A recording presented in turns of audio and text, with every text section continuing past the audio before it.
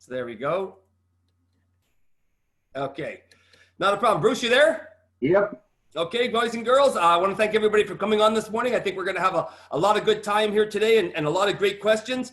We have on today, for today's interview, Bruce Glenn. Bruce Glenn is, as most people know, is a very positive person who's been in direct sales for a few years, which we'll find out very shortly. He has been an international trader for quite a few different organizations. So he's definitely got some experience in the field as being a sales rep and as being a dealer and trainer. So we're going to get this baby started right now and get things happening. So we're going to start off, Bruce, with a real simple question for you. What position did you start with in direct sales? What was your first job in direct sales? Telemarketer. Telemarketer. Okay. And who is your sales manager extraordinaire? Who is the superstar sales manager you work for? You. Oh, see, I didn't know that answer, but now I do. What year did you start in direct sales? 1976. Okay, so it gives everybody a good idea exactly how long ago it is. Okay. Now, what age did you become a dealer, distributor? 21. 21. Fantastic. That gives a lot of people out there who wanted to know, what's the type of age group that we're looking for. Young people, man, you guys know how to go after it. You know how to get excited. You have to make it happen. So it's great. Now, you're married to Joanne and you have 3 children and 2 grandkids. How long have you been married? 37 years this year. Oh boy. And has she ever wanted to kill you? More than once. You're taking the 5th on that one, are you? Yeah. Okay. This is one probably nobody on this call knows. What is your favorite sport? Golf. Okay. Well, so for you out there, you can remember that now. Now, is it true when you were a sales rep, your sales manager made you work an entire sales month competition selling with a broken leg? Yes. And how did you break it? Racing you around a quarry. We had a dirt bike and the back brake was sticking, so we decided to take it off. And I jumped over a jump, was about to go into a pond and jumped a little too far. So put the front brake on and flipped a few times and broke the leg. Okay, now I know everybody on this call wants to know who won that race. I think I did. If you had a broken leg and you didn't finish the race, that doesn't count. Okay, you did. Okay, Cody Pritchard wants to know, what is the most important thing you've learned through all your years in direct sales? It's a numbers game. The more dems you do, the more sales you get. Good answer. Great answer. Okay. What is your favorite part of the demo? The walkthrough. If you're doing a walkthrough, you know they're interested. Okay. And what is your purpose and why does that drive you? My purpose, what is your purpose or your why and what and that drives you every day? Helping others get what they want. I love training people. I love watching new people succeed. I love helping customers get protected. It's just what I love doing. My name's Jason. This is Giggles. And Bruce, you got to get closer to your microphone. I am. Okay. You can't hear me? No, you're tailoring off there. Somebody else that's not okay, no muted. problem. We got you there. Okay. Derek wants to know, after so many years, how do you stay motivated and how do you motivate yourself every day? I love doing what I do, so I just love going out and meeting people. Okay, great answer. Chris would like to know, what are some of your goals in the next 1 to 5 years? Recruit a minimum of 2 more dealers and become an area director. Okay, 2 more dealers, excellent, and area D. Okay, Taylor would know, what ability have you developed that other safety advisors would benefit from learning from?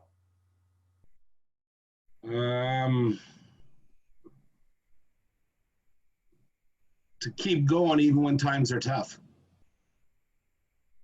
Because it'll always turn around. It's a pendulum. So as many DNS as you go, you're going to get the sales. They're coming. Okay, and that's exactly stickability. I love that. Absolutely.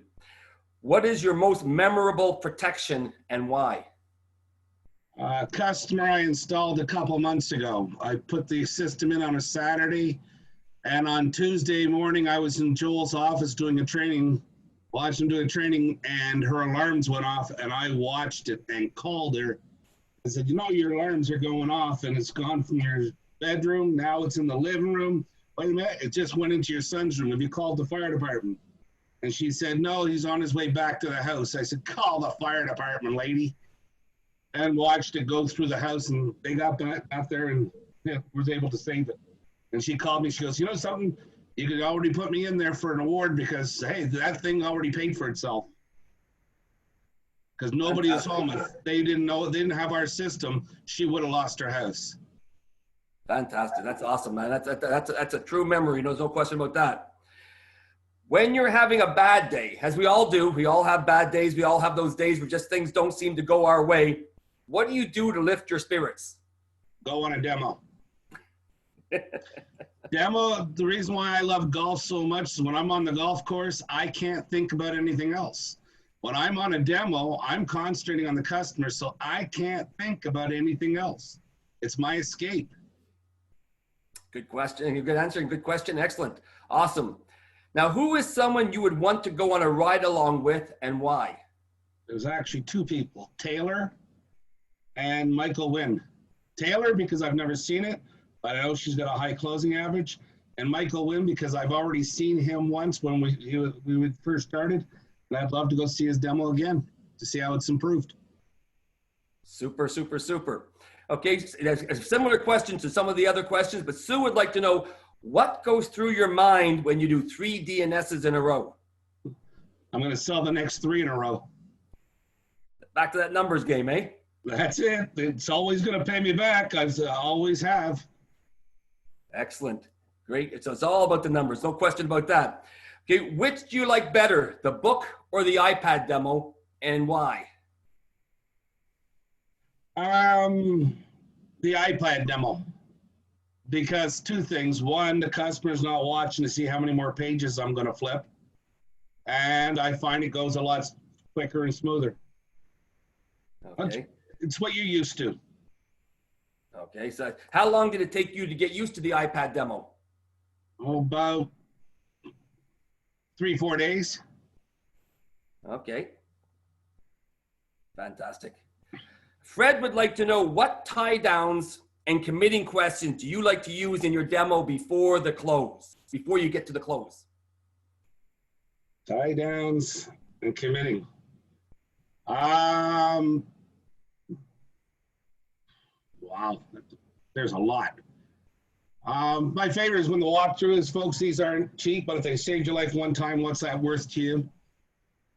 Okay, and they'd say everything, and then I just tie it down with, can you believe some people actually have to think about something like that? Okay, excellent. Really, really, really good there. I like that. Okay. What would you advise a new dealer starting up? This is simple. Build your inventory. I'm very superstitious.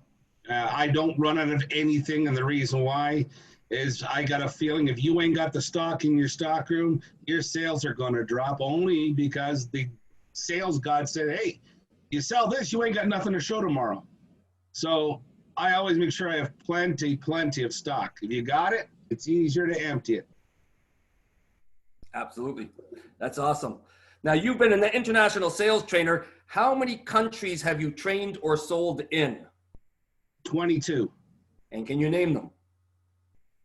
The countries?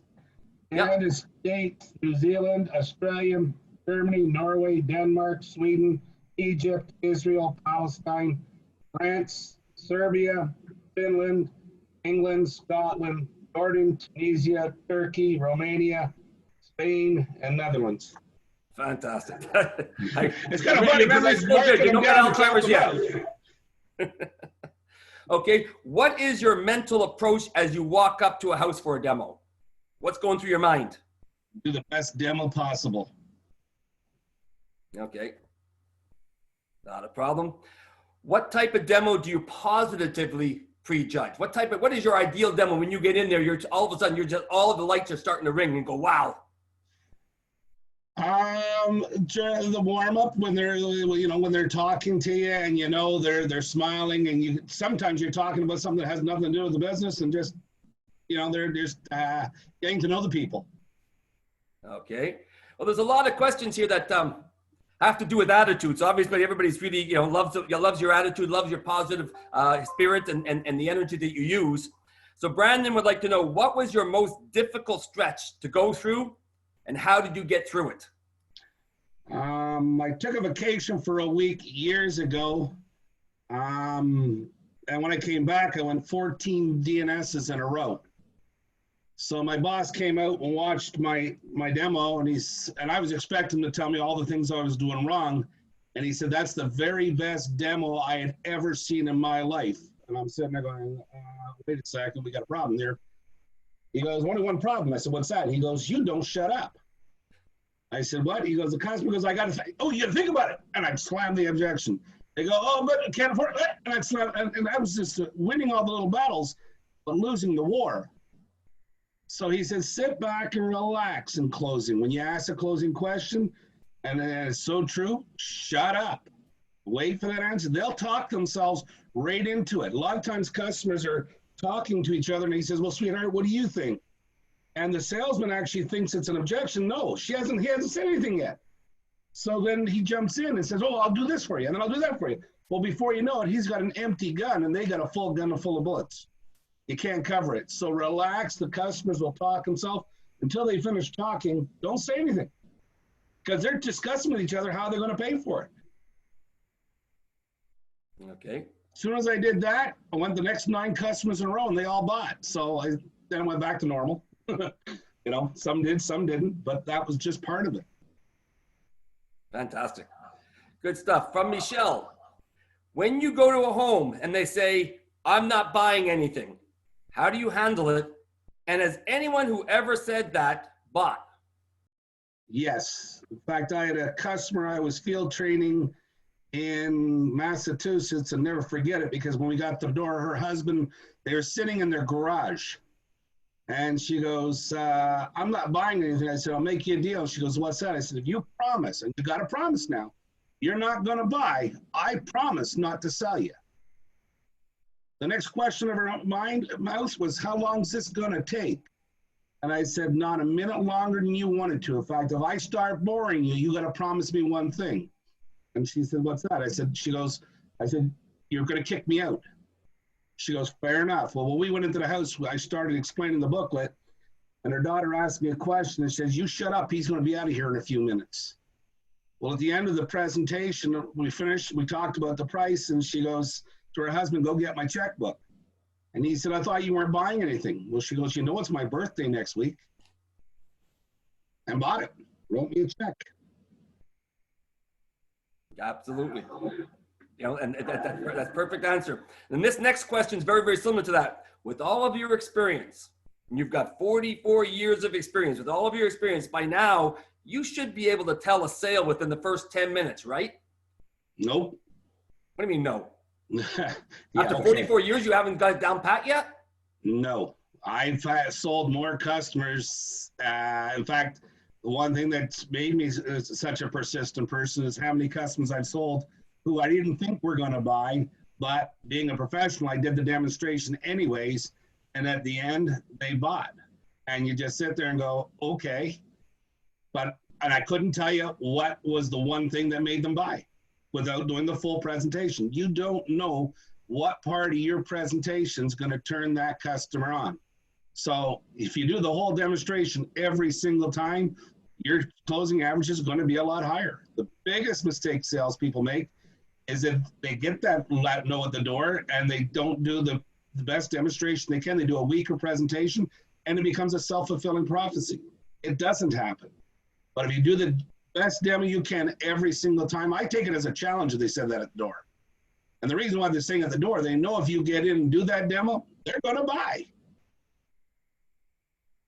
Awesome. Really, really good. Okay, this is from April. What is your favorite memory of you and I as children, as kids? We talked about it earlier, racing that dirt bike in the quarry. We were adolescents then. Very close. Yeah. But, hey, listen, you broke your leg. So that wasn't me who broke it, so you still had to work that month. Yep. By the way, just so everybody on the call knows, by the end of the month, the cast on his leg was completely shattered, but he did sell 43 vacuum cleaners that month. So he was in the top 10 in the competition. When you field train someone, what do you look for in the demo with them? What are you looking for? What are some of the things that you could probably help some of the people here who do field training right now? What are you looking for when you're field training someone? I'm looking at the warm-up. They're getting the customer involved. I'm looking for when they're asking the questions, are they waiting for the answer or are they just running through because they don't? If they're getting both husband and wife involved, because you never know who that decision maker is. I believe the husband is the head of the house, but the wife is the neck, and the neck moves the head. So you don't know which one is the decision maker. Not keeping both, as I just said, husband and wife involved. Rushing through their clothes. A lot of times the customer's objection, they don't even wait for the customer to finish speaking and they're moving on. And improper phone closing. Coming to the phone and just saying, okay, DNS, rather than coming to the phone and saying they love the product, they really want to have it, however, and giving the person on the other line what the real objection is to help them close it. Okay, excellent. Really, really good there. Okay, who is your favorite motivational sales trainer, sales speaker? From the Anthony Robbins, the Zig Ziglars, the Tom Hopkins, there's so many. Who is your favorite and why?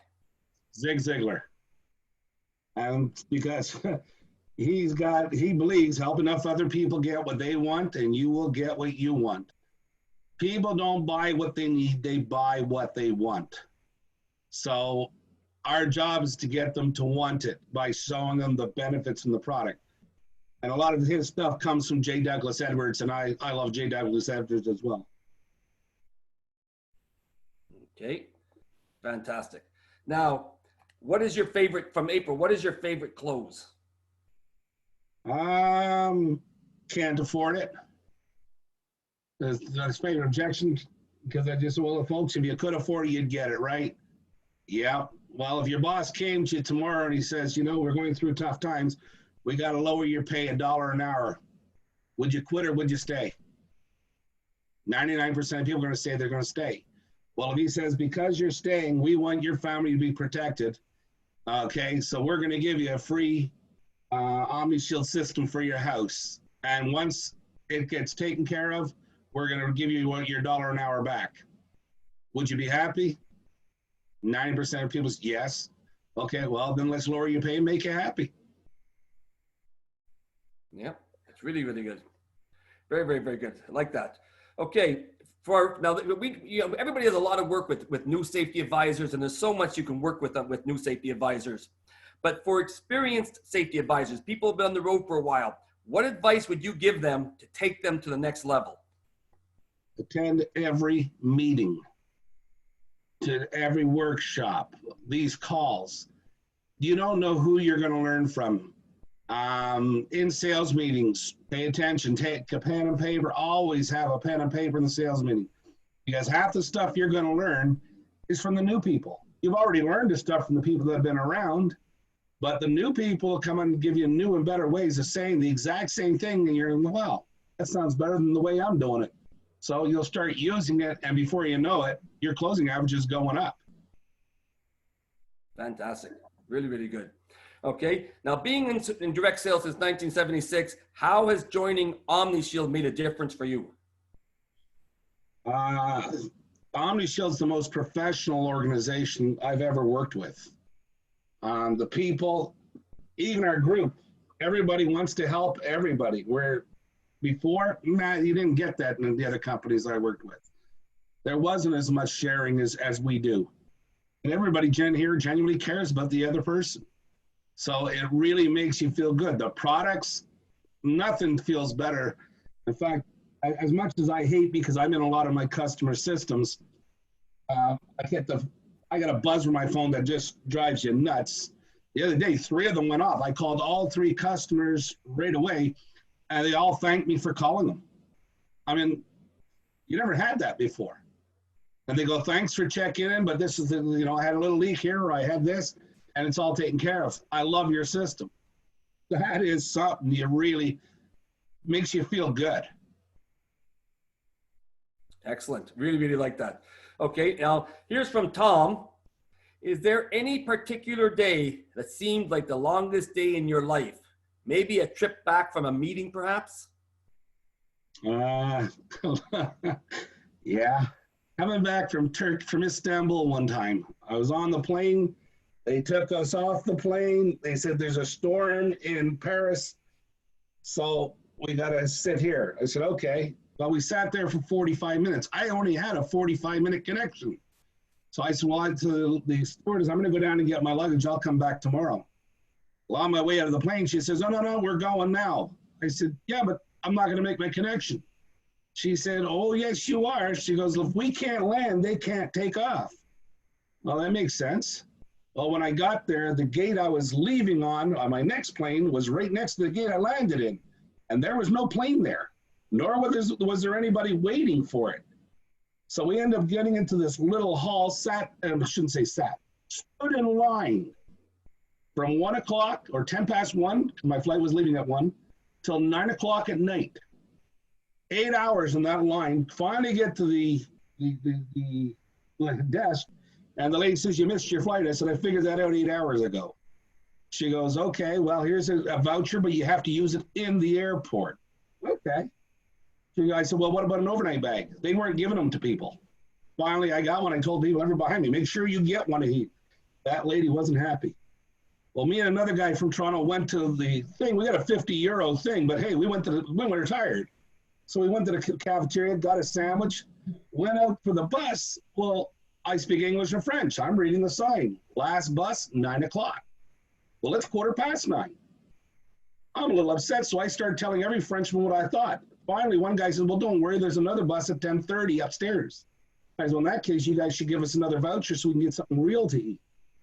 We went to the airport, went back, got to the hotel at midnight, had to get up at 6 to back to the airport at 7. When I got there, they said, well, we don't have any flights for us, so you're going to fly to Boston, and then from Boston to Toronto. Okay. Well, other lads are loading our plane. The Concorde is right next door to it. And I said, geez, if I was on that, I'd be home in no time. Well, when I got to Boston, my luggage wasn't there. And nothing against my American friends, but you guys don't like when we show up without our luggage. I'm complaining to the security guy. She goes, you think you're having a bad day? You should have seen what happened to that Concorde. Well, the part that ruptured their fuel tank, that fell off the plane before it left, was my plane. So finally I got home that afternoon, but my luggage showed up 2 weeks later. Thank God I was home. So that was a long day.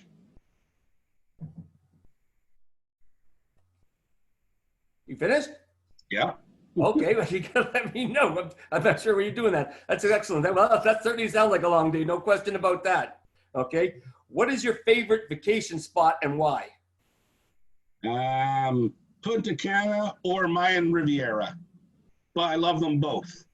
I love them because the resorts are really first class, most of them. And I'm not usually one that goes out and travels around other than to go shopping, so I'm not a big leaving the resorts, but I like nice resorts where I can relax. Okay, awesome. Now, if you can remember, because you've done tens of thousands of demonstrations all over the world, what was your most difficult demonstration situation that you were ever in that you overcame? I was out in Calgary, and they sent me to a demo, and the lady wouldn't let us pass her front door. So I did the demo at her front door, and she bought. Okay. Would you remember what year that was? Oh, geez. That'd be 15 years ago, maybe more than that. Okay, fantastic. Okay. If you were in charge and control of your last meal, what would your last meal be if it could be anything? Steak and lobster. Steak and lobster, right? Good stuff. Well, I now know that's on the menu there. Okay, this is from Jeff Elledge. How do you handle the I want to think about it objection? I handle it during the walkthrough. But at the end, if it's not done there, I said, okay, well, you wouldn't be thinking about it. You're interested in getting one, right?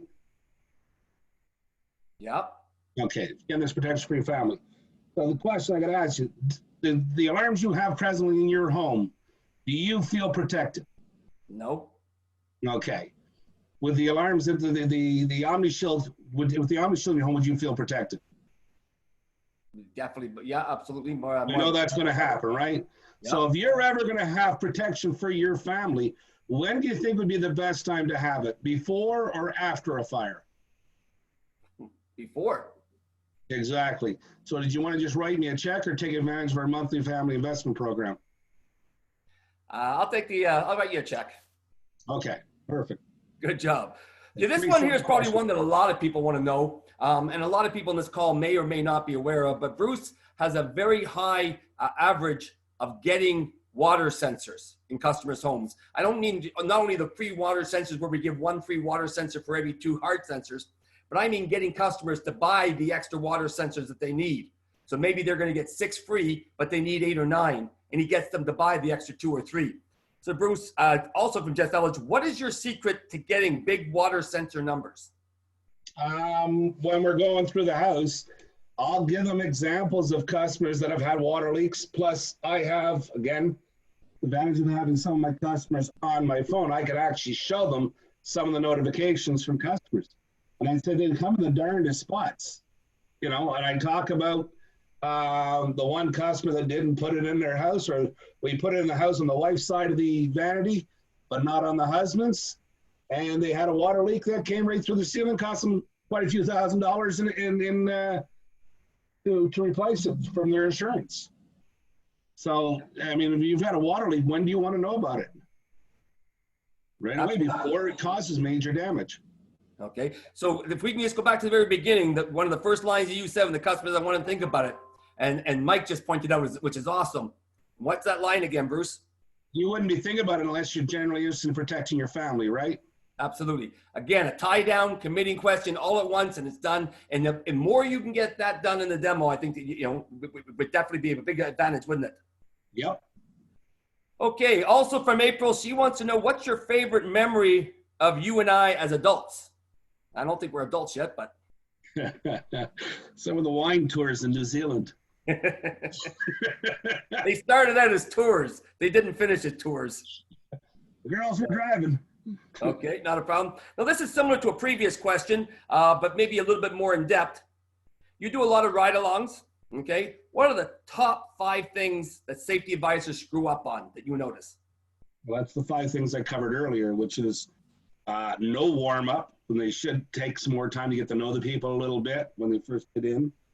Not waiting for answers when they're asking a question. They ask and the customer doesn't answer quick enough, they just go on. Well, no, because then rephrase the question or ask the spouse.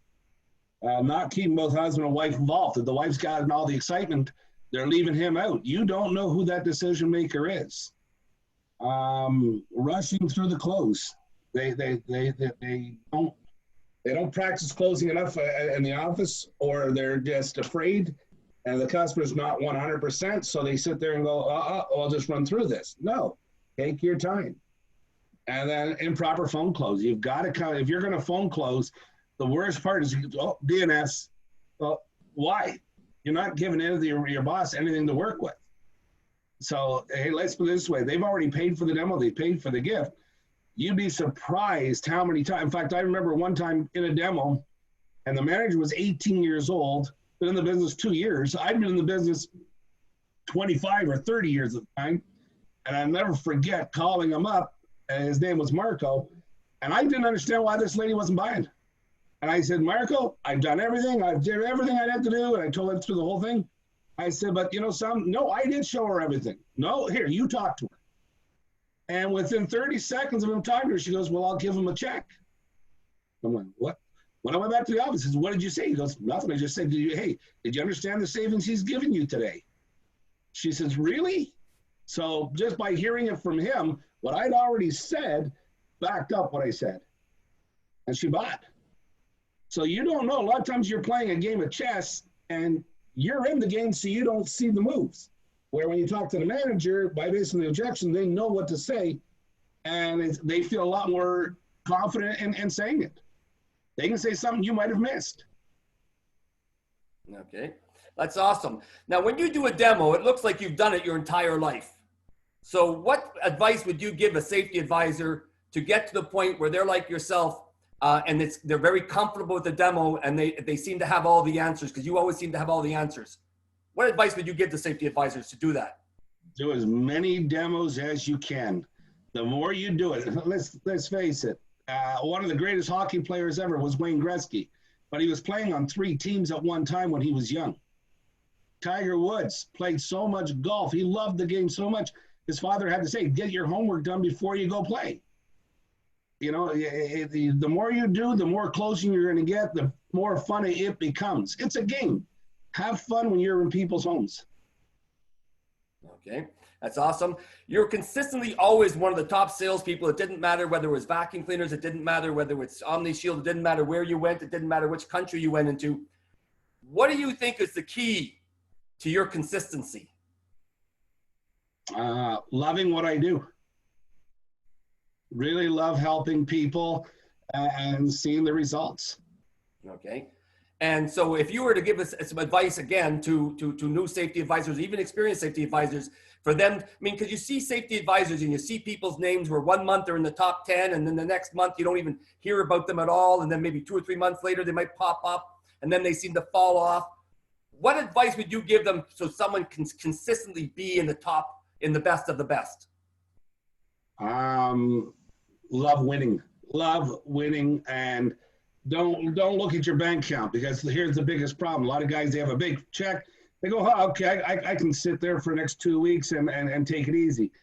The big problem with taking it easy is now when the money's gone, you're starting to put pressure on yourself. Selling is fun when you don't need the money. When you need the money, it's a lot harder, because now your demonstration isn't there to help the customer and say, hey, I got to sell this so I can pay rent next week, or I got to sell this so I can get some food on the table. Well, when you've got money sitting in the bank, the easiest time to sell is when you don't need it, because you're going in there and you're having fun doing those demonstrations, and your customers are buying because they see the benefits for them, not how much money you're making. Your money you make is a byproduct of helping these customers. They're going to have that product long after you've spent the money. Fantastic. Really, really good. Okay, Bruce, listen, I want to thank you very much for your time this morning. Some really great answers there. I'm going to have you finish it off with this. I'm going to have you finish it off with 2 answers. The first answer is, what final words would you like to say to all the safety advisors on the call? And what final words of wisdom would you like to say to all the dealers around the call? Now, for the safety advisors, just get out there and do all the demos you can. Because let me tell you, while your bank account is growing, there's no better feeling that you know you can get things done. For dealers, you know, we're going through this little stretch right now, but when we come out of it, we're going to be stronger. We're going to be wanting to, how many of you guys right now really want to go back to work? We all do. You know, you don't realize how much you miss something until you don't have it. And getting back there and building our organizations, I think we're going to want to build them bigger and stronger than we ever have. So let's get out there and have fun. You got to start preparing now, so when you get there, everything's ready to rock and roll. And that's about it. Well, that's awesome, Bruce. That's really, really good stuff. Some good stuff on closing. Definitely some great stuff that you had there on attitude and staying positive. Some of the messages that I definitely got, but I mean, I've been with you for an awful long time. But I think that hopefully everybody took away from this was demos. The more demos you do, the better you're going to get at it. The more demos you do, the quicker the right answers are going to be. The more demos you do, the more experienced you're going to be when you're doing your demo to look for those hot spots that you're looking from the customer.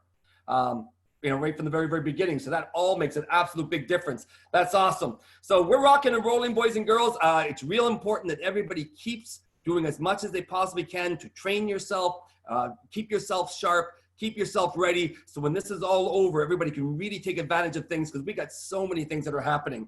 So I'm going to go, we have a contest today. Now the contest today, the prize for today is a signed copy of See You at the Top by Zig Ziglar, signed and autographed by Zig Ziglar. Now, I'm telling you now, it's not new. It's a used copy. It's in still great shape, but it's autographed by Zig Ziglar. So that's what it's going to be for today. And it's going to be a little bit more difficult, you know, but again, these are type of things. It's a funny thing, but if you've ever been into a lawyer's office, you've been into the top lawyer's office, if you've ever been to the top doctor's or the top accountant's office, they have a lot of books on their craft. And so the better library that you can build in your office on your craft, on motivating, on selling, on leadership, it's absolutely essential. It's positive, and it's really great references. So the questions are simple. It's going to be a 3-part question. It's actually a 4-part question. The first one is, what is peak? The first question, and I'm looking for the answer of what is peak. The second answer I'm looking for is, what video does David Carter say 8 out of 10 fires occur in the home? What video does David Carter say 8 out of 10 fires occur in the home? This is where it's going to get real difficult for those people out there. But I've been talking about this for 2 years, and my plan was to do this in May. Obviously, it's not going to be done in May, but it's definitely going to be done by the end of the summer. The reason why we are called the International Lifesavers and not the North American Lifesavers is, from the very, very beginning, my vision was to build this with really great people so that we can be international, so that we can do conferences all over the world, that we can have dealers all over the world. So what future expansion city are you looking at in the screen behind my head? Because that is the city that we will be opening up this year. So that is the question to number 3. What future expansion city, and it's not in North America, is on the screen right now that we will be opening up this year? And number 4 should be a real easy one. What was Chris Putnam's goal for 2020? What did Chris Putnam say in yesterday's interview was his goal for 2020? Those are 4 easy questions. I'll put that on the messenger. I want to thank you, everybody, for being on this morning. I want to thank Bruce for being on and sharing all that with us. That's absolutely awesome. Bruce has been a great influence and a great motivation and mentor to everybody. He's always available, always got a positive thing to say. So he's always available for you to have questions. If you want to know about anything that's happening in the field, if you want to know anything that's happening in a customer's home, then there's probably not a better expert we have in the organization than Bruce Glenn. Let's have a fantastic day, a fantastic week, and we'll talk to everybody tomorrow. Thank you for being on the call today. Awesome job, everybody.